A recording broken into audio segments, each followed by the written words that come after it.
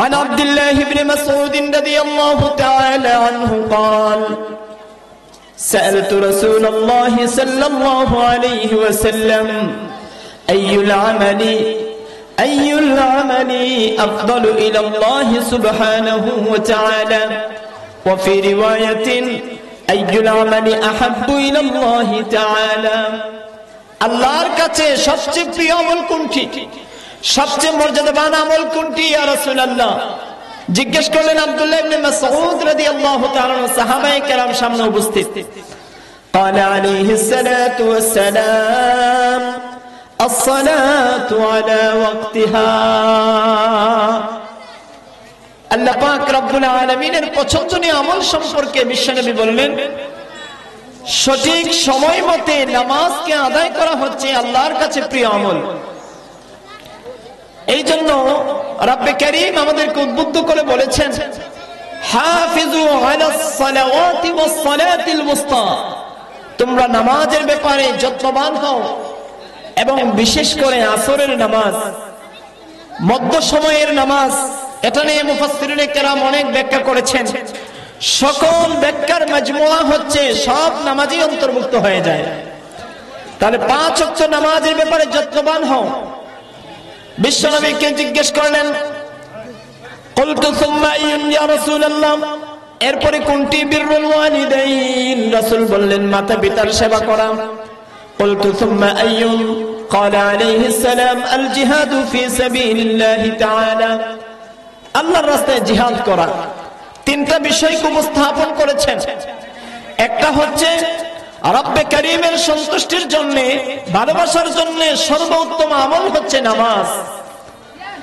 আর যার মাধ্যমে আমরা এই নামাজ প্রতিষ্ঠা করার জন্য যে জান্নাত থেকে এসেছি, রবকে খুশি করার জন্য যে বায়া হয়ে মাতা পিতা, এই মাতা পিতার সৎ আচরণ তার পরবর্তী আমল, এবং যেই মিশন নিয়ে এসেছি এই মিশনের বাস্তবায়ন হবে আল্লাহর রাস্তায় জিহাদের মাধ্যমে।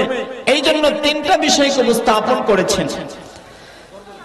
তাহলে আজকের আলোচ্য বিষয় থেকে আমরা বুঝতে পারলাম যে আলোচ্য বিষয় নির্ধারণ করা হয়েছে নামাজ, সেটা হচ্ছে আল্লাহর হুকুকাতের মধ্যে সবচেয়ে গুরুত্বপূর্ণ আমল হচ্ছে নামাজ। আল্লাহ পাক রব্বুল আলামিন আমাদেরকে এই নামাজ সঠিক সময় আদায় করার তৌফিক দান করুন, দরুদ বলেন আমিন। দ্বিতীয় নম্বর বিষয় হচ্ছে আসসালাতু রাহাতুল লিল কলব, নামাজ মানুষের অন্তরকে প্রশান্তি দান করে। জাগতিক জীবনে দুঃখ কষ্ট আছে, মানুষ কষ্টের মধ্যে নিপীড়িত হবে, দুঃখের মধ্যে পতিত হবে। এই দুঃখ থেকে উত্তরণের উপায় কি হবে? রব্বে কারীম জানিয়ে দিয়েছেন, বান্দা মালিকের কাছ থেকে যদি দুঃখ নিরসন করতে হয় তাহলে নামাজের মাধ্যমে করো, কেননা নামাজ হচ্ছে প্রত্যেক ব্যক্তির মুমিনের অন্তরকে প্রশান্তি দান করে। জোরে জোরে বলেন সুবহানাল্লাহ। ব্যক্তি জীবনে অশান্তি আছে, পারিবারিক জীবনে অশান্তি আছে, ব্যবসায়িক জীবনে অশান্তি আছে, সামাজিক জীবনে অশান্তি আছে, রাষ্ট্রীয় জীবনে অশান্তি আছে, আন্তর্জাতিক জীবনের ইন্ধনে অশান্তি আছে। সকল অশান্তি দূরকরণের মাধ্যম হচ্ছে নামাজ। সুনানে আবি দাউদের মধ্যে ইমাম আবি দাউদ রাহিমাহুল্লাহু তাআলা তিনি ব্যক্ত করেছেন 4986 নম্বর হাদিস।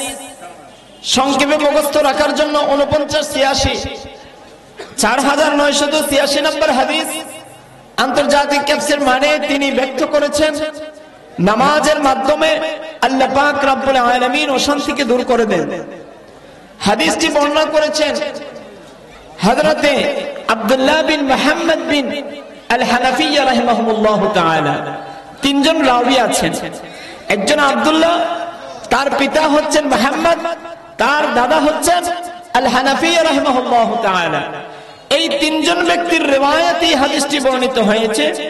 عن عبد الله بن محمد بن الحنفي رحمه الله تعالى قال انطلقت انا وابي الى صهير لنا بالانصار, আমি আর আমার পিতা আমার এক আনসারী শ্বশুরকে দেখতে গিয়েছি আমরা। নাউদুহু, অসুস্থ ছিলেন, তাকে দেখার জন্য গেলাম। অসুস্থ অবস্থায় দেখতে যাওয়া সুন্নাহ। নবী আলাইহিস সালাতু ওয়াস সালামের সুন্নাহ হচ্ছে অসুস্থ ব্যক্তিকে দেখতে যাওয়া। এই জন্য আল্লাহ যেন এই সুন্নতকেও আমাদের সামাজিক জীবনে যেন বাস্তবায়ন করার তৌফিক দান করেন। আজকে অসুস্থ হলে সামাজিকতায় অবস্থা এমন দুরূহ অবস্থা সৃষ্টি হয়েছে, পার্শ্ববর্তী ব্যক্তি অসুস্থ হয়ে পড়ে আছে, দিন দিন আমার কোনো খবর নেই। এটা আসলে মুসলিম উম্মার পরিচয় না। মুসলমান তো সেই হবে একজন অসুস্থ ব্যক্তির খবর নেয়া, এটাও তার নৈতিক দায়িত্ব। আল্লাহ আমাদেরকে আমল করার তৌফিক দান করুন। হযরত আব্দুল্লাহ বিন মুহাম্মদ আল হানাফিয়া তিনি বলেন, আমরা দেখতে গিয়েছি, ওনাকে দেখতে যাওয়ার পরে ফাহাদারাতিস সালাহ, নামাজের সময় হলো। এমত অবস্থায় ফাকালা, তিনি বললেন, বিবাউদি আহলিহি ইয়া জারিয়া ইতুনি বিওযুইন লাআল্লি উসাল্লি ফাস্তারিহ। অসুস্থ অবস্থায় মানুষ পেরেশানগ্রস্ত হয়, স্বাভাবিক কষ্টে নিপীড়িত হয়। তো উনি কষ্টের মধ্যে পড়ে যখন নামাজের সময় হয়েছে, সাথে সাথে উনি বললেন, হে বৎস, অজুর পানি নিয়ে আসো, আমি নামাজ পড়ব।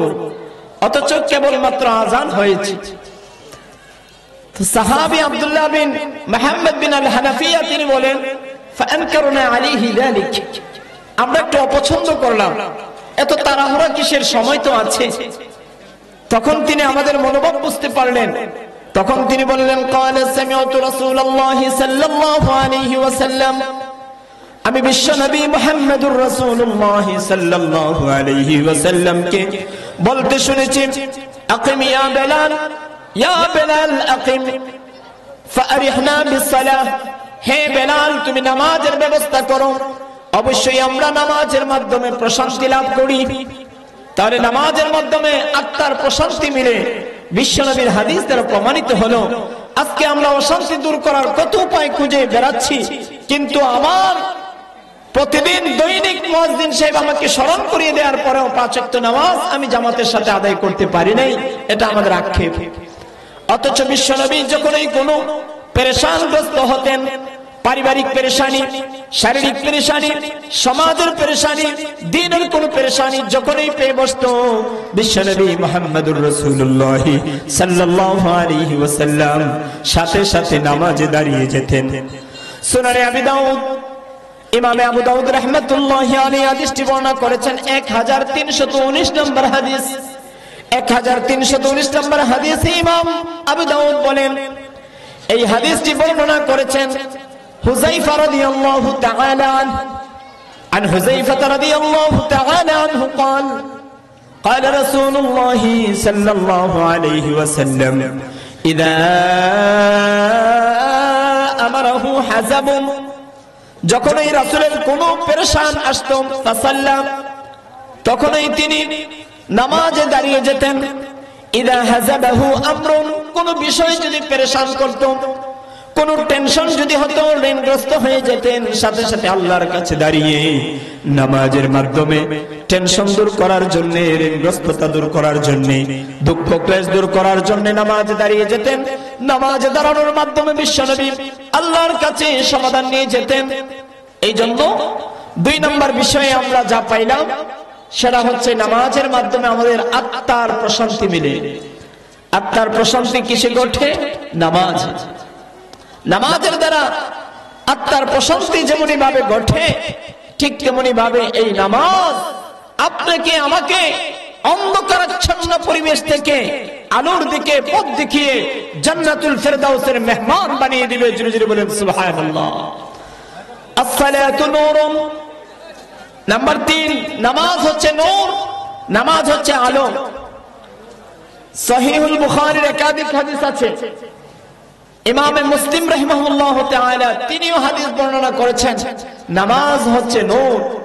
বিশ্বনবী মুহাম্মদুর রাসূলুল্লাহ সাল্লাল্লাহু আলাইহি ওয়াসাল্লাম বলেন, নামাজের ভিতরে যে এক একটা তাসবিহ আছে, নামাজের সামষ্টিক ওজন এবং তার পরিমাপ সব কতটুকু হবে, বিশ্বের এমন কোন যন্ত্র আবিষ্কার হয় নাই যেই যন্ত্র দিয়ে বুঝিয়ে দিবে একজন নামাজি ব্যক্তির প্রতিদান এতটুকু আয় তার হয়।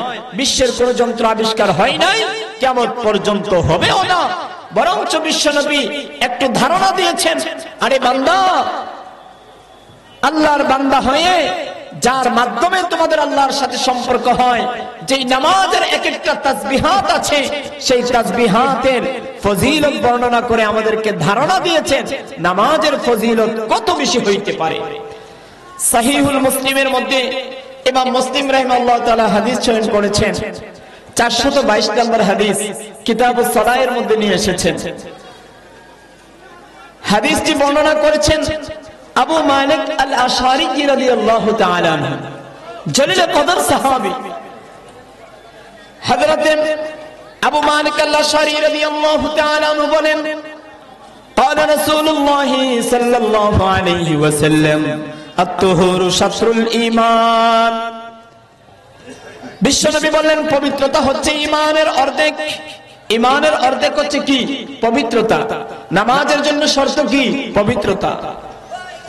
এই পবিত্রতা বলতে সামান্য সময় শুধু আমরা বোঝার জন্য বলছি। কোন ব্যক্তির জীবনে যদি পবিত্রতা থাকতে পারে, ওই ব্যক্তি জান্নাতের পবিত্র স্থানে স্থান পেতে পারে। জোরে বলেন সুবহানাল্লাহ।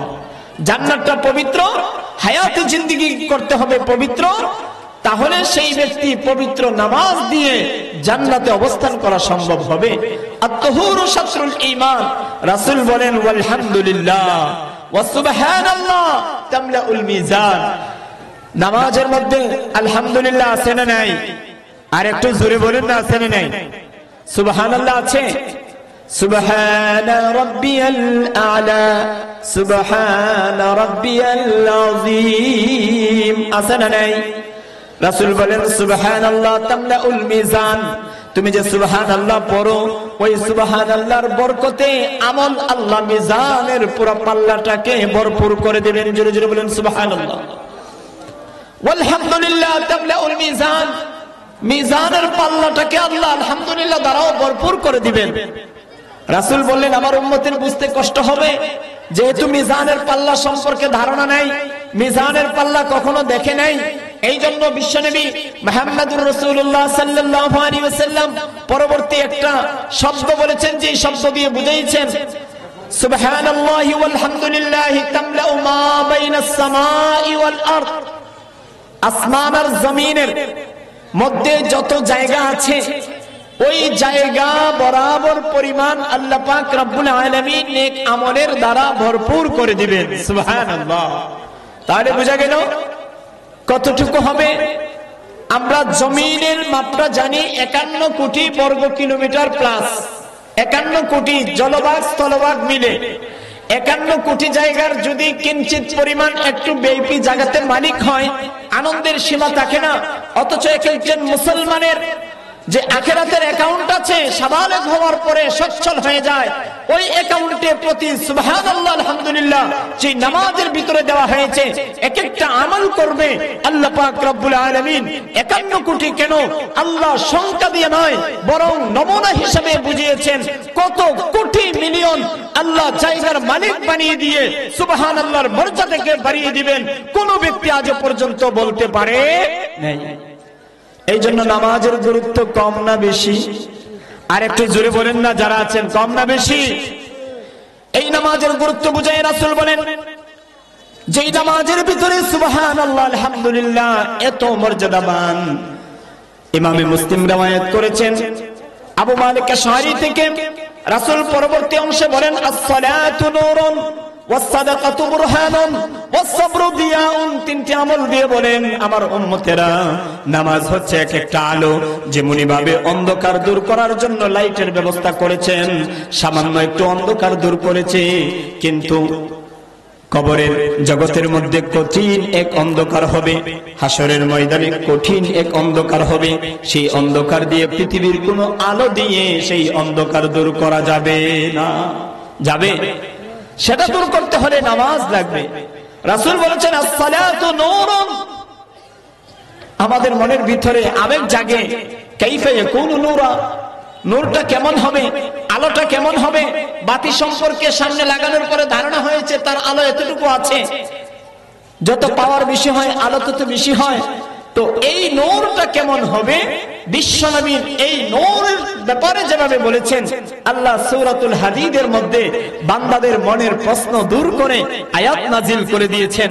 ও নবী, আপনি আমার বান্দাদেরকে জানিয়ে দিন কিয়ামতের ময়দানে নামাজের নূরটা কেমন হবে।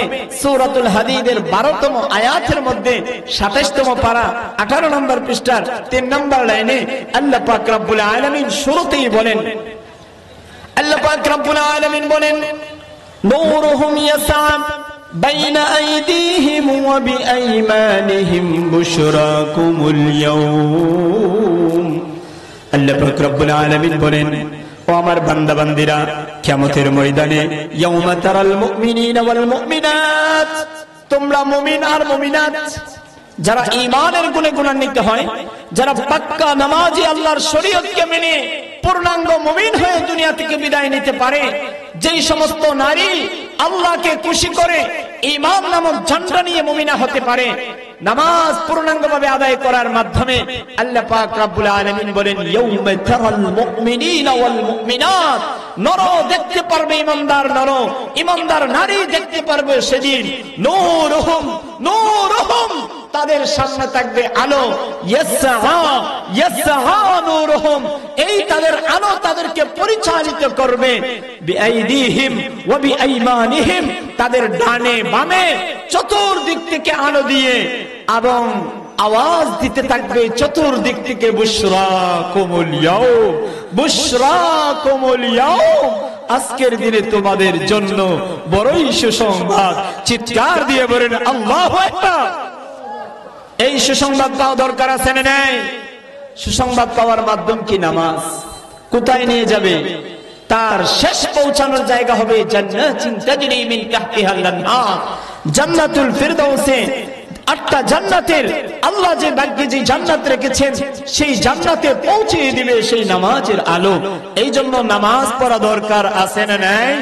আল্লাহ যেন নামাজ পড়ে পড়ে এই আলো গ্রহণ করার তৌফিক দান করেন। জোরে বলেন আমিন। নামাজের সাথে নামাজ আদায় করার পদ্ধতি দুই ধরনের। সময়ের ভিতরে আদায় করাটা ফরজ। ইন্নাস সালাহ কানাত আলাল মুমিনিন কিতাবান মাওকুতা, আল্লাহ বলেন নিশ্চয়ই নামাজকে ফরজ করা হয়েছে তার নির্ধারিত সময়ের মধ্যে। নির্ধারিত সময়ের মধ্যে নামাজ পড়া ফরজ করেছেন কে? আর একটু জোরে বলেন কে? এই নির্ধারিত সময়ের মধ্যে দুই পদ্ধতিতে আদায় করা হয়। একটা হচ্ছে মুনফারিদান, একাকী নামাজ পড়া, আর একটা হচ্ছে বিল জামাআ, জামাতের সাথে নামাজ আদায় করা। একাকী ভাবে নামাজ আদায় করলে আদায় হবে, তাকে বলা হবে আল আদাউল কাসির, অপূর্ণাঙ্গ আদা। পূর্ণাঙ্গ নয়, পুরোপুরি মার্ক পাবে না, পুরোপুরি আল্লাহর কাছে সন্তুষ্টি নিতে পারবে না। পূর্ণাঙ্গ কিভাবে নিতে হবে? জিবরাইল আলাইহিস সালাতু ওয়াস সালামকে আল্লাহ পাক রব্বুল আলামিন পাঠিয়েছেন, পাঠিয়ে 2 দিন ব্যাপী নামাজকে শিক্ষা দিয়েছিলেন। এই নামাজ আল্লাহ প্রদত্ত হুকুমকে পৌঁছে দিয়েছিলেন রাসূলের কাছে প্রথম দিন এবং দ্বিতীয় দিন। প্রথম দিন এসে শিক্ষা দিয়েছেন আউয়াল ওয়াক্তের নামাজ, দ্বিতীয় দিন এসে জামাতের সাথে পড়িয়ে শিক্ষা দিয়েছিলেন শেষ ওয়াক্তের নামাজ, এবং বলেছিলেন এই 2 দিনের মাঝামাঝি সময়ই হচ্ছে আপনার উম্মতের নামাজের সময়। জোরে জোরে বলেন সুবহানাল্লাহ। নামাজ শিক্ষা দিয়েছিলেন ইনফিরাদি ভাবে না জামাতের সাথে? জামাতের সাথে। একটা ছোট্ট একটা প্রশ্ন হয়ে যায়, জামাতের ইমামতি যদি জিবরাইল করেন, ইমাম সাহেবের মর্যাদা বেশি, মুক্তাদির মর্যাদা কম, তাহলে তো এই প্রশ্ন থেকে যায়, তাহলে জিবরাইল আলাইহিস সালাতু ওয়াস সালামের মর্যাদা কি বেড়ে গেল আর আমার রাসূলের মর্যাদা কমে গেল মুক্তাদি হওয়ার কারণে? না না না, সেটা নয়। কারণ সেটা বোঝার জন্য আপনাদের একটা ছোট্ট উপমা দিলে বুঝে ফেলবেন। দেখেন, প্রেরক আর প্রাপক চিঠি আদান প্রদান করে। পিয়ন, পিয়নের কাজ কি? চিঠি প্রেরকের কাছ থেকে নিয়ে প্রাপকের কাছে পৌঁছে দিবে, এটাই তার কাজ। এখন সে মধ্যস্থতায় আছে, 3 জন যদি তাকে, সে মধ্যস্থতায় থাকবে। একজন থেকে নিয়ে অপরজনের কাছে পৌঁছবে, মধ্যস্থতা। এই মধ্যস্থতা হচ্ছেন জিবরাইল আলাইহিস সালাতু ওয়াস সালাম। তাই বলে আমরা জানি প্রেরক আর প্রাপক থেকে পিয়ন মর্যাদাশীল হয়ে যায় না। স্বয়ং আল্লাহ থেকে জিবরাইল আলাইহিস সালাতু ওয়াস সালাম যেই বার্তাবাহক হিসেবে নিয়ে এসেছেন, জিবরাইল করা মানে আল্লাহই করা। কারণ সূরাতুন নাজমের মধ্যে উত্তর দিয়েছেন আল্লামাহু শাদীদুল কুওয়া, জিবরাইল আলাইহিস সালাতু ওয়াস সালাম উনাকে শিক্ষা দিয়েছেন। অথচ রাসূল বলেন বুইস্তু মুআল্লিমা, আমি শিক্ষক হয়ে দুনিয়াতে এসেছি। নামাজের শিক্ষা জিবরাইল দেওয়ার অর্থ হচ্ছে নামাজের শিক্ষা স্বয়ং আল্লাহ দিয়েছেন। কে দিয়েছেন? আর একটু জোরে বলেন কে? তাহলে নিসবত মাজাজি, হাকিকি হচ্ছে আল্লাহ, হুয়াল্লাহু সুবহানাহু ওয়া তাআলা। আসুন, জিবরাইল আলাইহিস সালাতু ওয়াস সালাম জামাতের সাথে নামাজ আদায় করতে শিক্ষা দিয়েছেন। তাহলে বোঝা গেল জামাতের সাথে নামাজ আদায় করা ফুকাহায়ে কেরামের চূড়ান্ত অভিমত সুন্নতে মুআক্কাদা। যদি কোনো ব্যক্তি জামাত ছেড়ে দেয় সুন্নতে মুআক্কাদা ছেড়ে দিবে। আর পূর্ণাঙ্গ রূপে নামাজটা আদায় হয় জামাতের সাথে নামাজ আদায় করার কারণে। এই জন্য ছোট্ট কিছু হাদিসের মাধ্যমে রাসূল গল্পের মাধ্যমে সাহাবাদের সামনে জামাতের সাথে নামাজ উদ্বুদ্ধ হওয়ার জন্য, না পড়লে কি হয়েছে আদায় তো হয়ে যায়, এই টেনশন আর চিন্তা শয়তান ধোঁকা দিয়ে আজকে ব্যবসায়ী সমাজকে, পেশাজীবীকে, কর্মজীবীকে, শ্রমজীবীকে, বুদ্ধিজীবীকে জামাতের নামাজ থেকে আজকে বিরত রাখে। জুড়ে বলেন ঠিক কিনা? শুধু এই চক্রান্ত যে আদায় তো হয়েই যায়, তো না পড়লে কি হয়েছে। বিশ্বনবী কড়াকড়ি বলার পূর্বে কিছু মেসেজ দিয়েছেন তাদেরকে। একদিন বিশ্বনবী তাদের সামনে আলোচনা করতেছিলেন। এই হাদিসটি আবার ইমামে আবু দাউদ রাহিমাহুল্লাহ তাআলা বর্ণনা করেছেন সালমান ফারসি রাদিয়াল্লাহু তাআলার মাধ্যমে। আবার মাজমাউজ জাওয়ায়েদ হাদিসের গ্রন্থ একটা কিতাব আছে।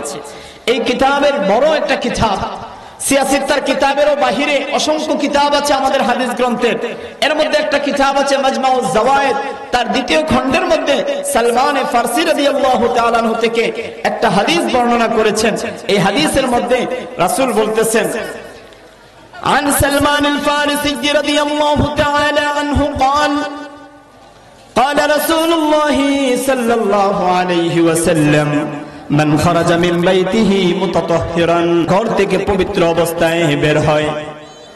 যেই ব্যক্তি তার ঘর থেকে পবিত্র অবস্থায় বের হয়, অন্য riwayat-এর মধ্যে আসছে মান তাওয়াদ্দা ফাআহসানাল ওযুআ ফি বাইতিহি, যেই ব্যক্তি তার ঘরের মধ্যেই সুন্দর করে ওযু করে, অপেক্ষা করে না মসজিদের হাউজে যাবে। কারণ ঘরের মধ্যে পবিত্র অবস্থায় বের হলে তার ফজিলত অনেক বেশি। আমরা এটা বলবো না ব্যবসায়িক সমাজ তাদের এখানে মধ্যে ব্যবস্থা নেই, তারা মসজিদে যাবে, যে পবিত্র হবে না স্বাভাবিক। কিন্তু ঘরের মধ্যে পবিত্র অবস্থায় গেলে, পবিত্র অবস্থায় কদম করবে মসজিদের দিকে, তার ফজিলত বাড়িয়ে দেন কে?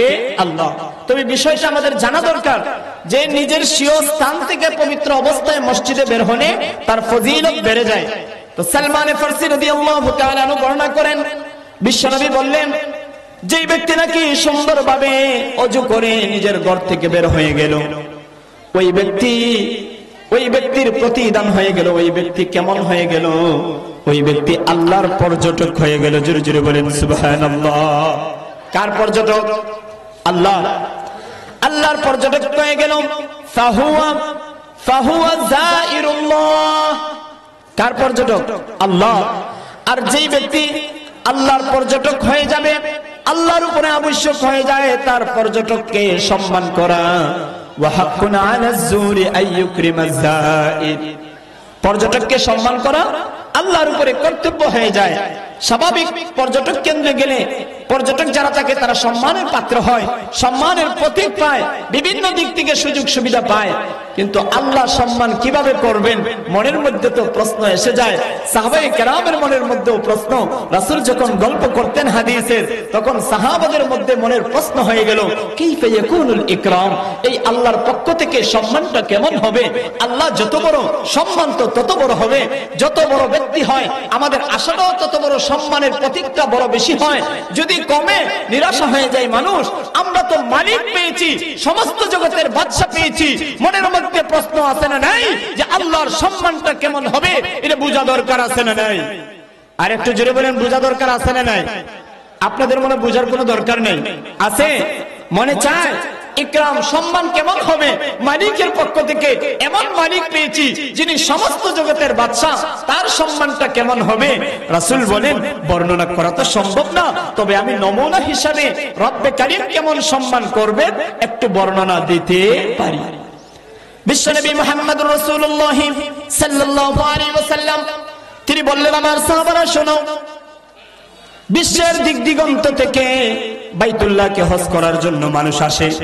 যখন বাইতুল্লাহ হজ করার জন্য আসে, তার গায়ে যখন ইহরামের কাপড়টা পরে, ইহরামের কাপড় আছে না নাই, ইহরামের কাপড় যখন পরে ওই ব্যক্তি হাজি বুঝে তার সম্মান কত, তার মনের আনন্দ কত, সম্মানের প্রতীক কত।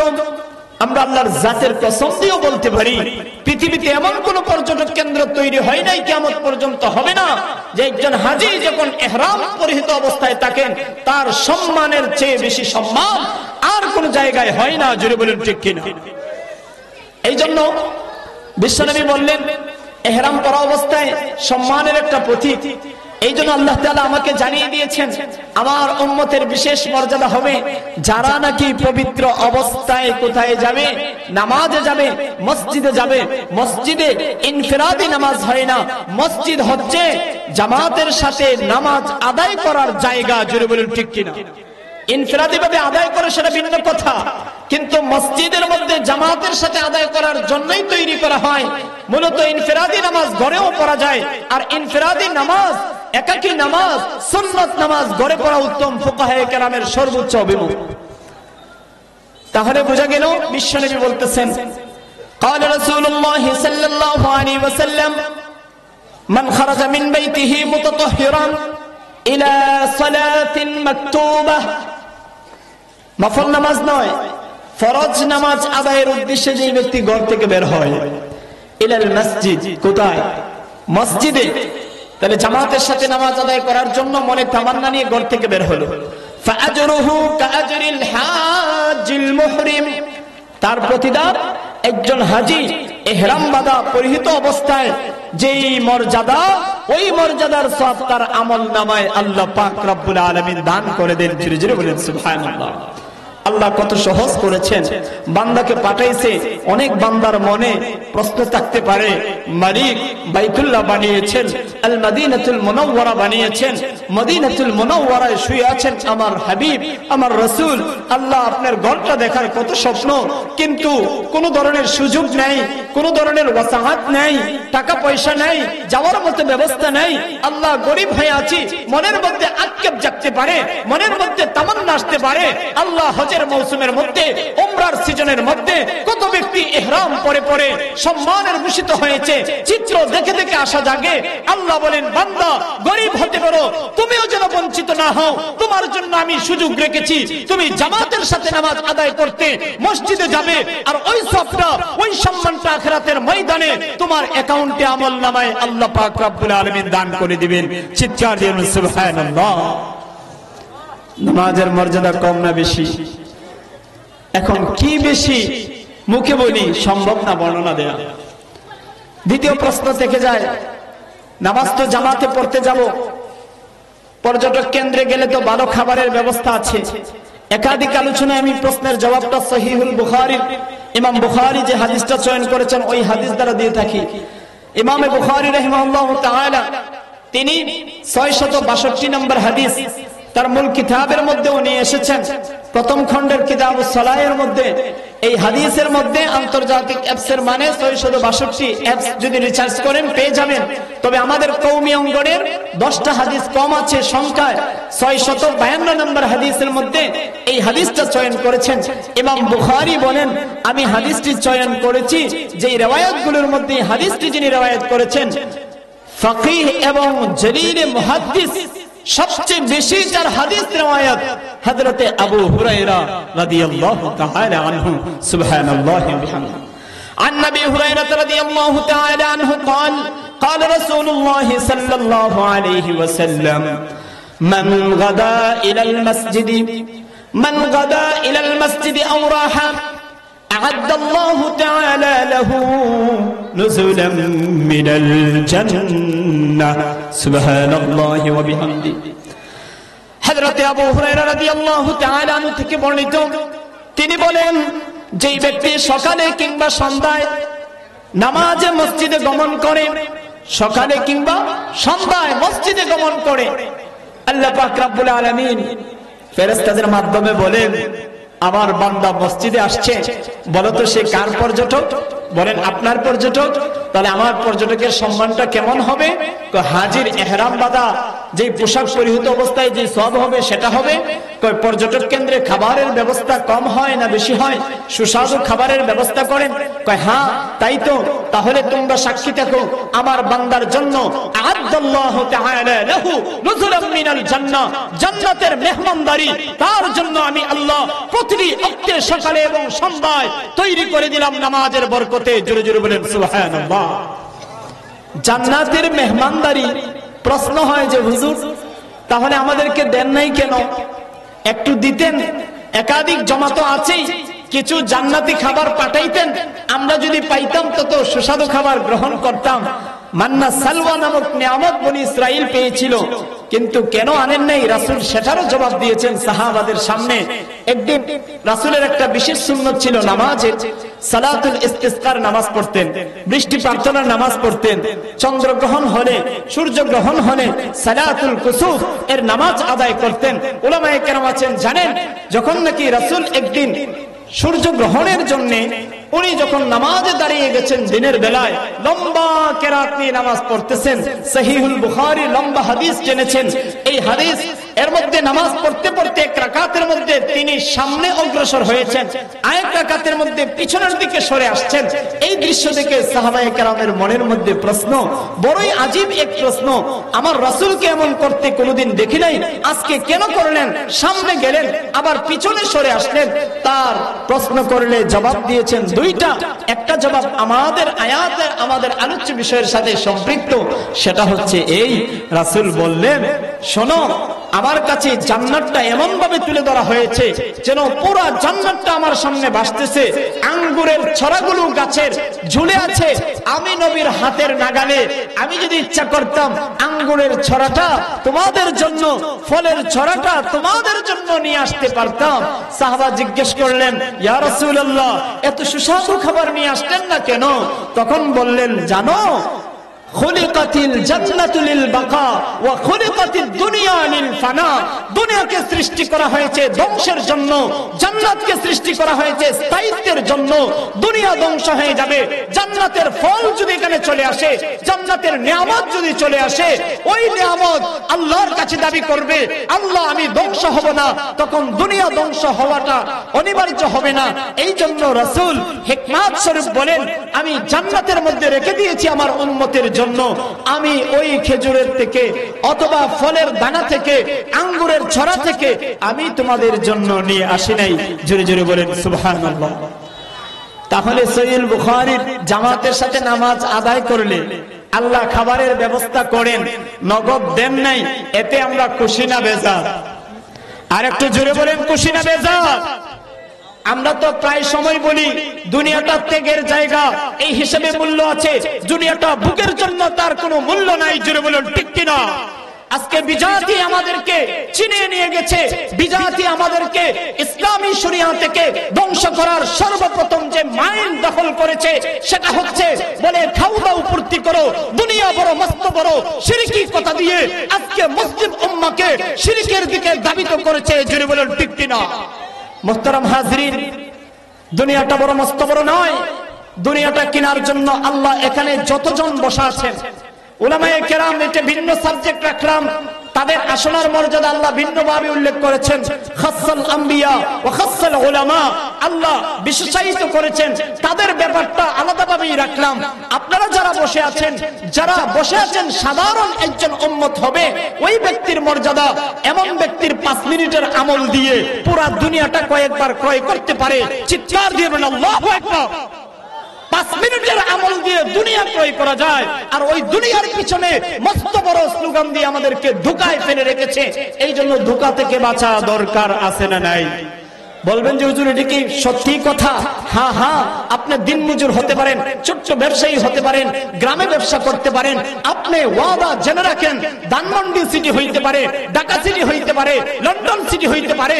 লন্ডন সিটি আর বানিয়াচুঙ্গের জমিনে কোনো পার্থক্য হবে না, আল্লাহর কাছে পার্থক্য হবে জমিনের মধ্যে গিয়ে কে তাকওয়া অর্জন করে, রবকে খুশি করে। নবীনের জমিনের মধ্যে কে নামাজ আদায় করে রবকে খুশি করেছে, ওই ব্যক্তির মধ্যেই প্রাধান্য পাবে। জুড়ে বলেন ঠিক কিনা? কারণ সুনান তিরমিজি এবং একাধিক সহিহ হাদিস দ্বারা প্রমাণিত। 414 এবং 15 নম্বর হাদিস, আমি আগেই বলছিলাম ফরজের বিবরণ, যেটা শিরোনাম দিয়েছেন ফজিলত বর্ণনা করা, ফরজ নামাজের ফজিলত বর্ণনা করার জন্য, সংখ্যা বোঝানোর জন্য দুনিয়াতে কোনো যন্ত্র আবিষ্কার হয় নাই। বলে এত যন্ত্র আবিষ্কার হয়েছে আধুনিক যুগে, তারপরে হয় নাই? না, হয় নাই, কিয়ামত পর্যন্ত হবেও না। চিৎকার দিয়ে আল্লাহু আকবার। কার মর্যাদা বোঝানোর জন্য? আমাদের না খ্রিস্টান মিশনারিদের? আমাদের মুসলমানের। তাদেরটা গণনা করা যাবে, মুসলমানের আয় গণনা করা যাবে না, কারণ মুসলমানের সামান্যতম আমলের গণনা করাটাই সম্ভব হবে না। সহিহ হাদিস দ্বারা প্রমাণিত। হযরতে আম্মা জান আয়েশা সিদ্দিকা রাদিয়াল্লাহু তাআলা আনহা, উম্মে হাবিবা রাদিয়াল্লাহু তাআলা আনহা, দুইজন রাসূলের শয্যা সঙ্গিনী স্ত্রী, আমাদের চোখের পর্দা সরানোর জন্য, জামাতের সাথে নামাজ আদায় করার জন্য আমাদেরকে চোখের পর্দা সরিয়ে দিয়ে বলেন, আরে নবীর উম্মতেরা, দুকার মধ্যে পড়িও না, ফরজ নামাজের ফজিলত বর্ণনা করা সম্ভব হবে না। ফরজ নামাজের সংরক্ষণকারী সুন্নতের মর্যাদা দিয়ে তোমরা বুঝে নাও তার মর্যাদা কতটুকু হতে পারে। মান সাল্লাল বারদাইন দাখালাল জান্নাহ, সহিহ বুখারীর হাদিস। যেই ব্যক্তি দুই ঠান্ডার সময় নামাজ পড়ে, ফজরের নামাজ যেই ব্যক্তি আদায় করে, আল্লাহ পাক রব্বুল আলামিন তাকে জান্নাত দান করবেন। সুবহানাল্লাহ। আসরের সময়ের মধ্যে আমরা ব্যবসায়ীরা একটু ব্যস্ত থাকি, কেউ ঘুমের মধ্যে, কেউ খেলাধুলায়, কেউ ব্যবসা বাণিজ্য নিয়ে। আসরের সময়টা বেশি ব্যস্ততার সময়, জোরে বলেন ঠিক কিনা? অনেক সময় কখন যে নামাজটা চলে যায় বলতেও পারি না। এই ব্যাপারে সহিহুল বুখারীর মধ্যে ইমাম বুখারী রাহিমাহুল্লাহু তাআলা উনি 7486 নম্বর হাদিস, আরো অনেক হাদিস সংখ্যায় আছে তাকরারে হাদিস, এই হাদিসের মধ্যে বলেন, আন আবি হুরায়রা রাদিয়াল্লাহু তাআলা আনহু قال يتعاقبون فيكم ملائكة بالليل وملائكة بالنهار। আরে দুনিয়ার মানুষেরা ধোঁকা খেও না, আল্লাহ মালিক আর তোমরা বান্দা সম্পর্ক ছিন্ন হয় নাই। মালিক তোমাদেরকে বেপরোয়া ভাবে ছেড়ে দেন নাই। মালিক তোমাদের খবর কিভাবে নেন হাদিসটির তরজমা বুঝেই জানতে পারবে। ইয়াতাআকাবুনা ফীকুম মালাইকাতুম বিল-লাইলি ওয়া মালাইকাতুম বিন-নাহার, তোমাদের মধ্যে আগমন করেন রাতের ফেরেশতা, দিনের ফেরেশতা, এসে এসে তোমাদের মধ্যে আমলগুলো রিপোর্ট করেন। ইয়াজতামিউনা ফি সালাতিল আসরি ওয়া সালাতিল ফজরি, তারা একত্রিত হন আসরের নামাজের সময়ে, আবার একত্রিত হন ফজরের নামাজের সময়ে। একদল দায়িত্ব বুঝে নেন, আরেক দল দায়িত্ব থেকে অব্যাহতি নিয়ে আবার আসমানে চলে যান। সুম্মা ইউআররাজুল লাযীনা বাতু ফীকুম, যারা তোমাদের সাথে রাত্রি যাপন করেছেন এবার চলে যাবেন আসমানে। যখন তারা আসমানে ফিরে যান, ফায়াসআলুহুম রাব্বুহুম, তাদের রব তাদেরকে জিজ্ঞেস করেন, কাইফা তারাকতুম ইবাদি, কিভাবে আমার বান্দাদেরকে রেখে এসেছেন, জানতে মন চায়। বলেন, তারাকনাহুম ওয়া হুম ইউসাল্লুন ওয়া আতাইনাহুম ওয়া হুম ইউসাল্লুন, আমরা তাদেরকে রেখে দিয়েছি নামাজ পড়া অবস্থায়, আবার ছেড়ে দিয়ে এসেছি নামাজ পড়া অবস্থায়। আল্লাহ বলেন, সাক্ষী থাকো, আমার বান্দাদেরকে যে নামাজ পড়া অবস্থায় রেখে এসেছো, কিয়ামতের ময়দানে তাকে নামাজ পড়া অবস্থায় উঠানো হবে এবং নামাজের বদৌলতে তাকে জান্নাতুল ফেরদাউস দান করা হবে। জোরে জোরে বলেন সুবহানাল্লাহ। হযরত উম্মে হাবিবা বলেন রাদিয়াল্লাহু তাআলা আনহা, বলেন, যে ব্যক্তি মান সাবারা আলা সিনতি 10 রাকাতান মিনাস সুন্নাহ, যেই ব্যক্তি সুন্নাত 12 রাকাত নামাজ পড়ে, বানাল্লাহু তাআলা লাহু বাইতান ফি জান্নাহ, জান্নাতে আল্লাহ তার জন্য একটা ঘর তৈরি করেন। সুবহানাল্লাহি ওয়া বিহামদি। এই জন্য জান্নাতের ঘরের মূল্য বোঝা থেকে রাসূল বলেন, ওয়াসতুল জান্নাহ ওয়াদুল জান্নাহ জিরাউম মিনাল জান্নাহ, এক বিগত জায়গা জান্নাত, খায়রুম মিনাদ দুনিয়া ওয়া মা ফিহা। রাসূল আরো বলেন সহিহুল বুখারীর হাদিস, যেই ব্যক্তি আমার উম্মতের আমলের যেই সূচনা শুরু হয় ফজরের নামাজের সুন্নাত দিয়ে, বলেন রাকাতাস সুন্নাহ মিনাল ফজরি খায়রুম মিনাদ দুনিয়া ওয়া মা ফিহা, ফজরের 2 রাকাতের সুন্নতের মর্যাদা খায়রুম মিনাদ দুনিয়া ওয়া মা ফিহা, দুনিয়া এবং দুনিয়ার মধ্যে যা কিছু আছে সব কিছু থেকে কল্যাণময়। জোরে জোরে বলেন সুবহানাল্লাহ। আজ পর্যন্ত কি বলতে পারবে দুনিয়ার মধ্যে কি পরিমাণ আছে? বলা যাবে? বলা সম্ভব? স্বর্ণের খনি, কয়লার খনি, যত ধরনের আছে, যত রাষ্ট্র আছে, জায়গা আছে, সবচেয়ে মর্যাদাবান এই নামাজের গুরুত্ব।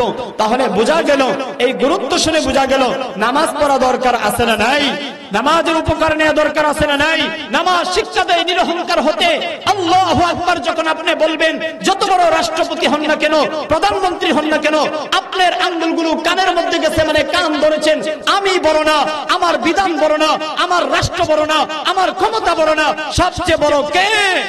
সুতরাং বিধানটা কার বড়? আল্লাহর পবিত্র বিধান দিয়ে রাষ্ট্র পরিচালনা হওয়া দরকার আছে না নাই? রাষ্ট্র যদি আল্লাহর বিধান চলে, ওই রাষ্ট্রের মধ্যে নামাজ কায়েম হবে। জোরে বলেন ঠিক কিনা?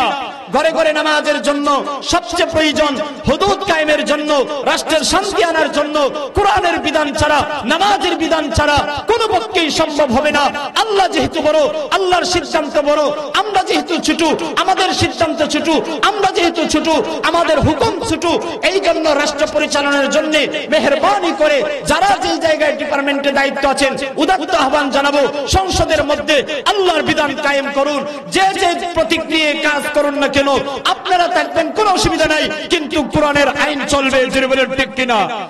আল্লাহ পাক রব্বুল আলামিন আমাদের প্রতিটি অঙ্গে, রাষ্ট্রের ইন্দ্রে রন্ধে রন্ধে যেন আল্লাহ তাআলা হুকুমত প্রতিষ্ঠা করে ব্যক্তি জীবন, পারিবারিক জীবন, সামাজিক জীবন, ব্যবসায়িক জীবন, রাষ্ট্র জীবনে যেন এই নামাজকে প্রতিষ্ঠা করার তৌফিক দান করুন। জোরে বলেন আমিন। ওয়া আখিরু দাওয়ানা আলহামদুলিল্লাহি রাব্বিল আলামিন।